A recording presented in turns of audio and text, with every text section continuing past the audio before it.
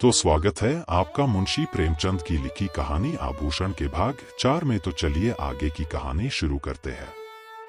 कई महीने बीत गए। संध्या का समय था। शीतला अपनी मैना को चारा चुगा रही थी। उसे सुरेश नेपाल से उसी के वास्ते लाए थे। इतने में सुरेश आकर आंगन में बैठ गए। शीतला ने पूछा, कहां से आते हो भैया? सुरेश क्या था जरा थाने? कुछ पता नहीं चला। रंगून में पहले कुछ पता मिला था, बाद को मालूम हुआ कि वह कोई और आदमी है। क्या करूं, इनाम और बढ़ा दूं? शीतला, तुम्हारे पास रुपए बढ़े हैं फूको। उनकी इच्छा होगी तो आप ही आवेंगे। सुरेश, एक बात पूछूं, बताओगी किस बात पर तुमसे रूठे थे? शीतला, कुछ नहीं, मैंने यही कहा कि मुझे गहने बनवा दो। कहने लगे, मेरे पास है क्या? मैंने कहा, लजाकर, तो ब्याह क्यों किया? बस बातों ही बातों में तकरार हो गई। इतने में शीतला की सास आ गई। सुरेश ने शीतला की मां और भाइयों को उनके घर पहुंचा दिया था, इसलिए यहां अब शांति थी। सास ने बहू की बात सुन ली थी। कर्कश स्वर से बोली, बेटा तुमसे क्या पर्दा है? यह महारानी देखने ही को गुलाब की फूल है, अंदर सब कांटे हैं। यह अपने बनाव सिंगार के आगे विमल की बात ही न पूछती थी। बेचारा इस पर जान देता था, पर इसका मुंह ही न सीधा होता था। प्रेम तो इसे छू नहीं गया। अंत को उसे देश से निकालकर इसने दम लिया। शीतला ने रुष्ट होकर कहा, क्या वही अनोखे धन कमाने घर से निकले हैं? देश विदेश जाना मर्दों का काम ही है। सुरेश, यूरोप में तो धन भोग के सिवा स्त्री पुरुष में कोई संबंध ही नहीं होता। बहन ने यूरोप में जन्म लिया होता तो हीरे जवाहिर से जगमगाती होती। शीतला, अब तुम ईश्वर से यही कहना कि सुंदरता देते हो तो यूरोप में जन्म दो। शीतला ने व्यथित होकर कहा, जिनके भाग्य में लिखा है वे यही सोने से लदी हुई हैं। मेरी भांति सभी के कर्म थोड़े ही फूट गए हैं। सुरेश सिंह को ऐसा जान पड़ा कि शीतला की मुखकांति मलिन हो गई है। पतिवियोग में भी गहनों के लिए इतनी लालायित है। बोले, अच्छा मैं तुम्हें गहने बनवा दूंगा। यह वाक्य कुछ अपमान सूचक स्वर में कहा गया था, पर शीतला की आंखें आनंद से सजल हो आई, कंठ गदगद हो गया।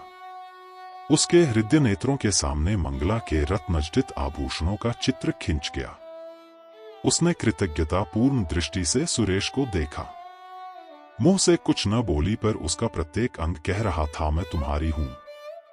कोयल आम की डालियों पर बैठकर मछली शीतल निर्मल जल में क्रीड़ा करके और मृगशावक विस्तृत हरियालियों में छलांगे भरकर इतने प्रसन्न नहीं होते जितना मंगला के आभूषणों को पहनकर शीतला प्रसन्न हो रही है। उसके पैर जमीन पर नहीं पड़ते। वह दिन भर आईने के सामने खड़ी रहती है, कभी केशों को संवारती है, कभी सुरमा लगाती है। कोहरा फट गया है और निर्मल स्वच्छ चांदनी निकल आई है। वह घर का एक तिनका भी नहीं उठाती। उसके स्वभाव में एक विचित्र गर्व का संचार हो गया है। लेकिन श्रृंगार क्या है? सोई हुई कामवासना को जगाने का घोर नाद उद्दीपन का मंत्र। शीतला जब नक्शिक से सज कर बैठती है तो उसे प्रबल इच्छा होती है कि मुझे कोई देखे। वह द्वार पर आकर खड़ी हो जाती है। गांव की स्त्रियों की प्रशंसा से उसे संतोष नहीं होता। गांव के पुरुषों को वह श्रृंगार विहीन समझती है, इसलिए सुरेश सिंह को बुलाती है। पहले वह दिन में एक बार आ जाते थे, अब शीतला के बहुत अनुनय विनय करने पर भी नहीं आते। पहर रात गई थी। घरों के दीपक बुझ चुके थे। शीतला के घर में दीपक जल रहा था। उसने कुंवर साहब के बगीचे से बेले के फूल मंगवाए थे और बैठी हार गूंथ रही थी, अपने लिए नहीं सुरेश के लिए। प्रेम के सिवा एहसान का बदला देने के लिए उसके पास और था ही क्या।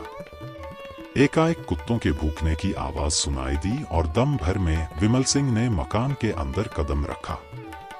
उनके एक हाथ में संदूक था, दूसरे हाथ में एक गठरी। शरीर दुर्बल, कपड़े मैले, दाढ़ी के बाल बढ़े हुए, मुख पीला जैसे कोई कैदी जेल से निकल कर आया हो। दीपक का प्रकाश देखकर वह शीतला के कमरे की तरफ चले। मैना पिंजरे में तड़फड़ाने लगी। शीतला ने चौंक कर सिर उठाया। घबरा कर बोली, कौन? फिर पहचान गई। तुरंत फूलों को एक कपड़े से छिपा दिया। उठ खड़ी हुई और सिर झुकाकर पूछा, इतनी जल्दी सुध ली? विमल ने कुछ जवाब ना दिया। विस्मित हो कर कभी शीतला को देखता और कभी घर को मानो किसी नए संसार में पहुंच गया है। यह वह अधखिला फूल ना था जिसकी पंखुड़ियां अनुकूल जलवायु न पाकर सिमट गई थी। यह पूर्ण विकसित कुसुम था, उसके जलकणों से जगमगाता और वायु के झोंकों से लहराता हुआ।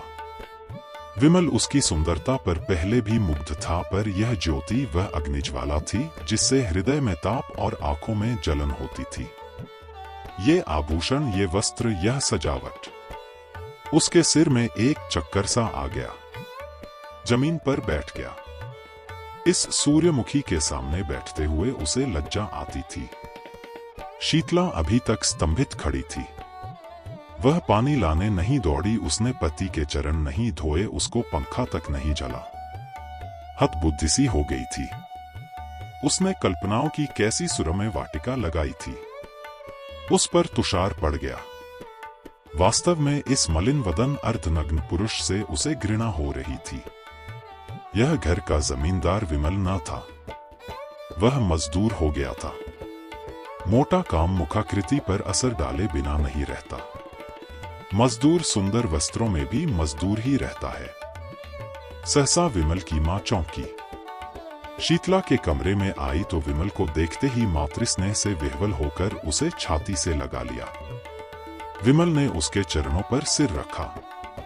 उसकी आंखों से आंसुओं की गरम गरम बूंदें निकल रही थी। मां पुलकित हो रही थी। मुख से बात न निकलती थी। एक क्षण में विमल ने कहा, अम्मा। कंठ ध्वनि ने उसका आशय प्रकट कर दिया। मां ने प्रश्न समझकर कहा, नहीं बेटा, यह बात नहीं है। विमल, यह देखता क्या हूं? मां स्वभाव ही ऐसा है तो कोई क्या करे।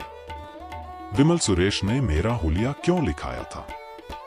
मां तुम्हारी खोज लेने के लिए।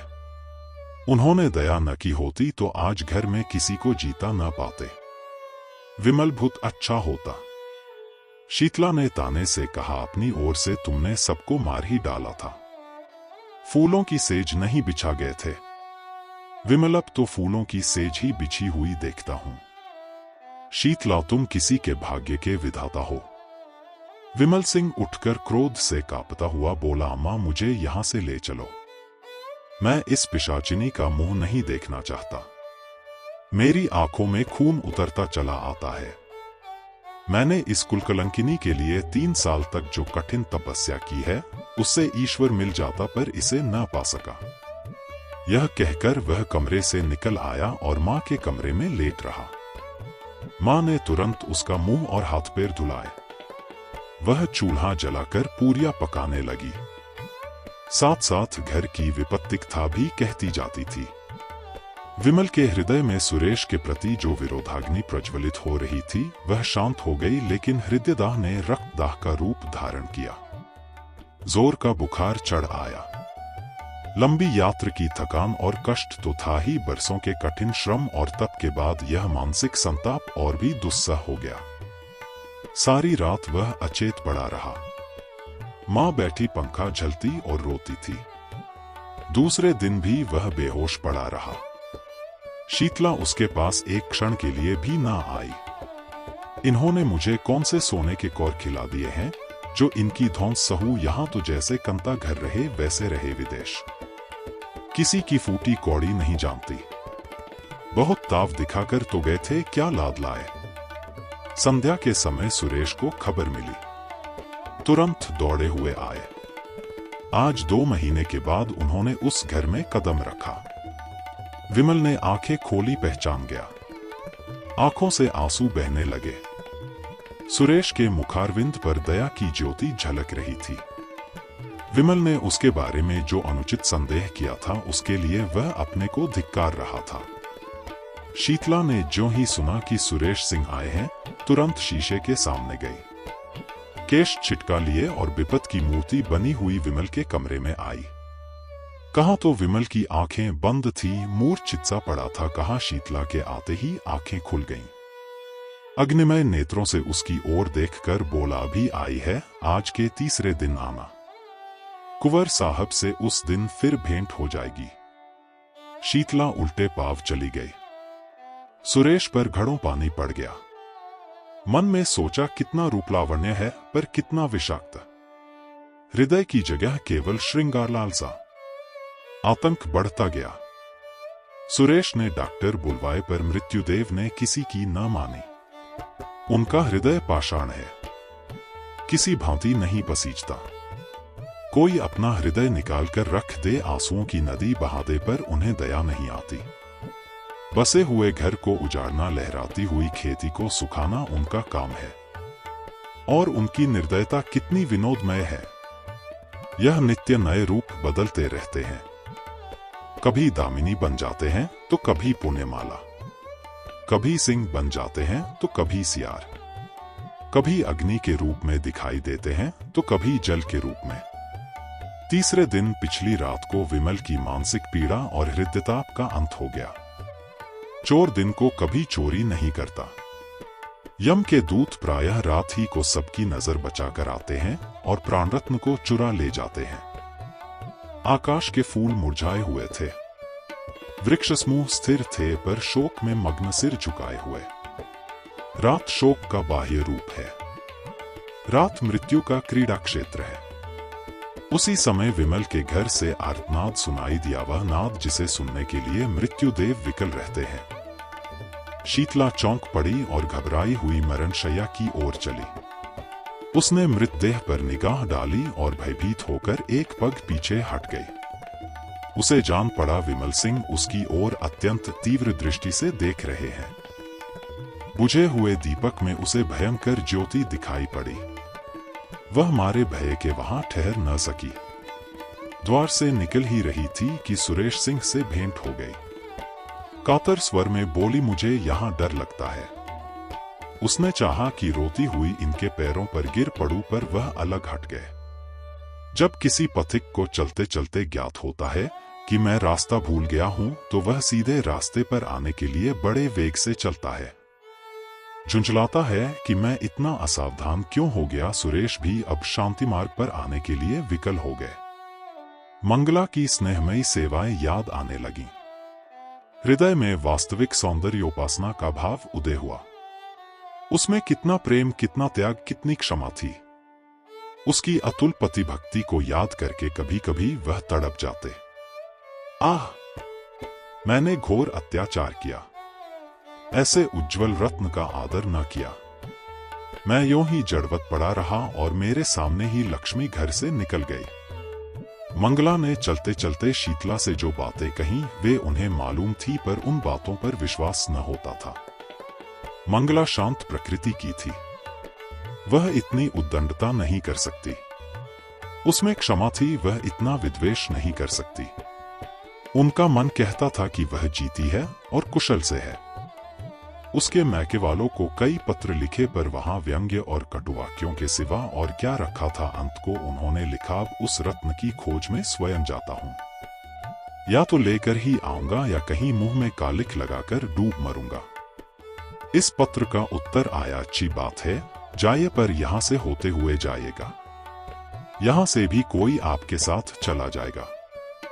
सुरेश सिंह को इन शब्दों में आशा की झलक दिखाई दी। उसी दिन प्रस्थान कर दिया। किसी को साथ नहीं लिया। ससुराल में किसी ने उनका प्रेममय स्वागत नहीं किया। सभी के मुंह फूले हुए थे।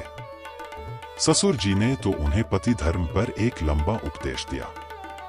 रात को जब वह भोजन करके लेटे तो छोटी साली आकर बैठ गई और मुस्कुराकर बोली, जीजा जी, कोई सुंदरी अपने रूपहीन पुरुष को छोड़ दे, उसका अपमान करे तो आप उसे क्या कहेंगे? सुरेश गंभीर स्वर से कुटिला, साली, और ऐसे पुरुष को जो अपनी रूपहीन स्त्री को त्याग दे। सुरेश पशु, साली, और जो पुरुष विद्वान हो। सुरेश पिशाच, साली, हंसकर, तो मैं भागती हूं।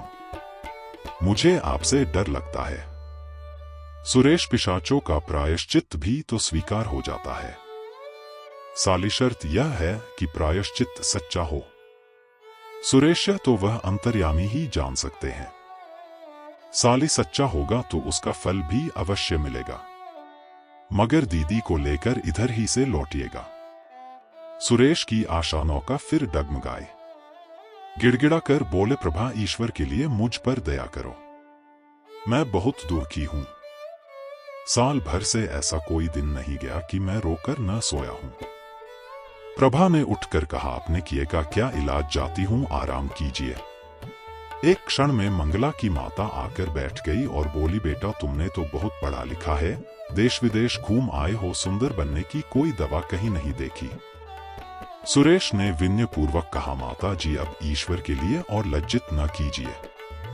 माता तुमने तो मेरी प्यारी बेटी के प्राण ले लिए, मैं क्या तुम्हें लज्जित करने से भी गई जी, मैं तो था कि ऐसी ऐसी सुनाऊंगी कि तुम भी याद करोगे, पर मेहमान हो क्या, जलाऊं आराम करो। सुरेश आशा और भय की दशा में पड़े करवटें बदल रहे थे कि एकाएक द्वार पर किसी ने धीरे से कहा, जाती क्यों नहीं, जागते तो हैं। किसी ने जवाब दिया, लाज आती है। सुरेश ने आवाज पहचानी, प्यासे को पानी मिल गया। एक क्षण में मंगला उनके सम्मुख आई और सिर झुकाकर खड़ी हो गई। सुरेश को उसके मुख पर एक अनूठी छवि दिखाई दी, जैसे कोई रोगी स्वास्थ्य लाभ कर चुका हो। रूप वही था पर आंखें और थी। आभूषण की कहानी यह याद दिलाती है कि रिश्तों की मजबूती सोने चांदी से नहीं, बल्कि भरोसे, सम्मान और समझ से बनती है। प्रेमचंद ने बड़े सरल ढंग से बता दिया कि दिखावे की चमक जितनी तेज होती है, भीतर की खालीपन उतना ही गहरा महसूस होता है। अगर कहानी पसंद आई हो तो वीडियो को लाइक और शेयर कर दें और कमेंट में बताएं कि आपको किस पात्र से सबसे ज्यादा सीख मिली।